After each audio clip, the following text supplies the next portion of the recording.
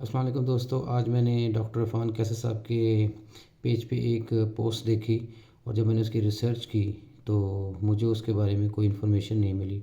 वो आप ये इसका पोस्ट का तस्वीर देख सकते हैं, मैं लगा दूंगा कि डॉक्टर साहब ने कहा कि जी तेजा की जो इंडिया का रिसेंटली अभी क्रैश किया है फ़ाइटर कि उनकी डील ब्राज़ील ने कैंसिल कर दी है।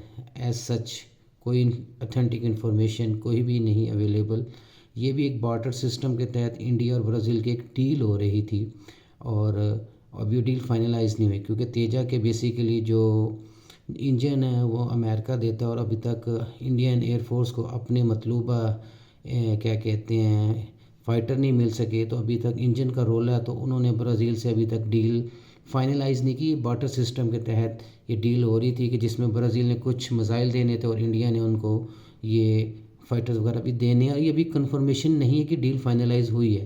तो कैंसिल की खबर पहले डॉक्टर साहब ने व्यूज़ लेने के चक्करों में डाल दी और ये मैं सुबह से देख रहा हूँ कि पता नहीं कितने ग्रुप्स में शेयर हुई है। सच कोई न्यूज़ नहीं है ये। मैं सिर्फ यही कहना चाहता हूँ कि डॉक्टर साहब व्यूज़ लेने के चक्करों में पहले भी कई दफ़ा गलत इन्फॉर्मेशन दे चुके हैं। एटलीस्ट आप कंफर्म कर लिया करें कि ऑथेंटिक न्यूज़ है या नहीं, क्योंकि लोग आपको फॉलो करते हैं और यही लोगों की माइंड साइज़ी हो रही होती है। जब आप पोस्ट करते हैं तो लोग समझते हैं कि वाकई पोस्ट सही है और मैंने ये पोस्ट सेम काफ़ी ग्रुपों में देखी।